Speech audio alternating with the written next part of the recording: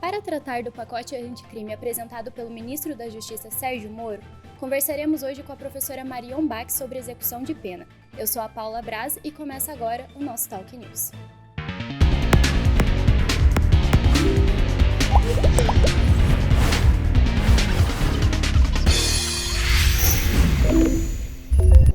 Primeiramente, obrigada por ter aceito participar do programa, professora. É um prazer. O pacote anticrime propõe mudanças na execução da pena. Uma delas seria a execução provisória na condenação criminal após julgamento em segunda instância.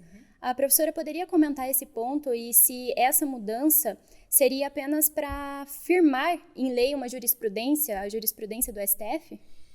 Eu, sinceramente, sou contra essa visão. Claro, a gente tem, inclusive aqui com professores da casa, alguns professores que são a favor dessa medida, alguns que são contra. Então, o meu posicionamento bem firme, eu sou contra. Eu acho que essa ideia de flexibilizar o conceito de trânsito em julgado é um tanto perigoso, porque está se flexibilizando um conceito e uma garantia constitucional. E, ao meu ver, é corrigir um erro com outro erro.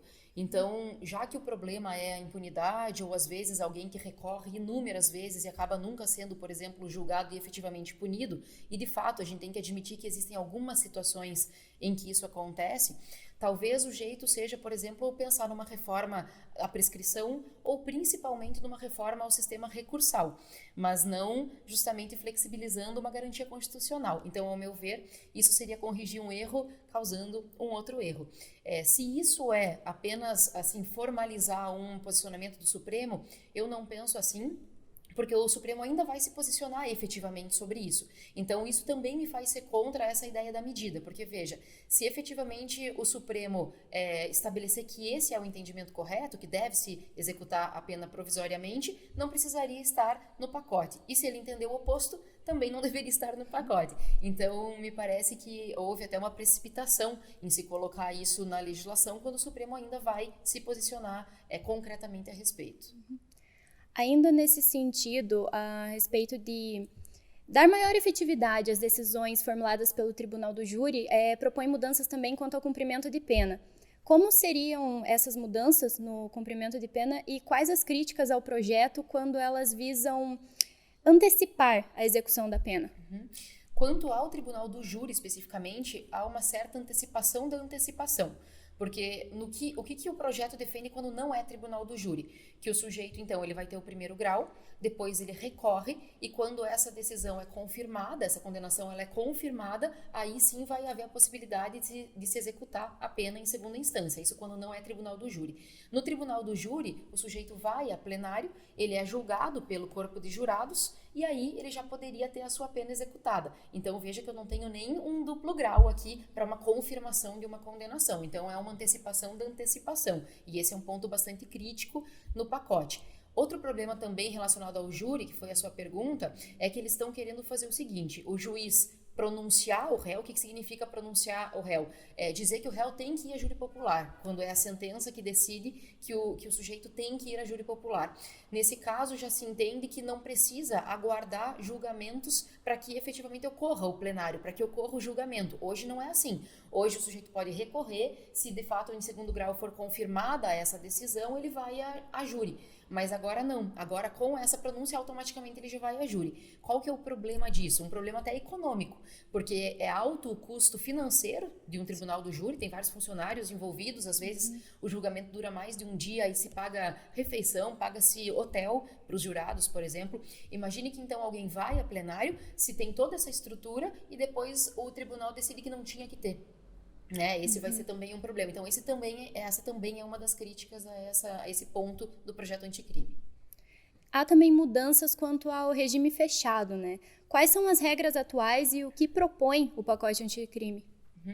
Em relação hoje, a gente não tem, porque o Supremo declarou inconstitucional uma regra antiga prevista na Lei dos Crimes Hediondos, de que todos os crimes hediondos deveriam ser cumpridos no integral fechado. O Supremo disse, olha, essa palavrinha integral, ela é inconstitucional e deve se analisar casuisticamente, caso a caso. Então, eles alteraram o integral para inicial. Tempo depois, o Supremo julgou inconstitucional também a palavra inicial e disse não, analise cada crime, analise cada caso concreto e se decida qual é o regime inicial de cumprimento. Hoje, portanto, a gente tem, se alguém tem uma pena fixada em mais de 8 anos, é fechado. de 4 a 8 anos semiaberto e menos de 4 anos aberto. Algumas coisas mudam isso, como por exemplo a reincidência, mas a regra geral é essa. O que o ministro Sérgio Moro propõe no seu projeto anticrime? Ele propõe que alguns crimes, como corrupção, outros crimes envolvendo violência, grave ameaça, o roubo, enfim, alguns crimes que ele citou nesse projeto anticrime, teriam seu regime sempre no inicial fechado. Então ele está sendo um tanto criticado também, justamente porque ele traz de volta algo que o Supremo Tribunal Federal já julgou lá atrás inconstitucional, né? Há também, como falou ali, a mudança em relação aos crimes hediondos, né?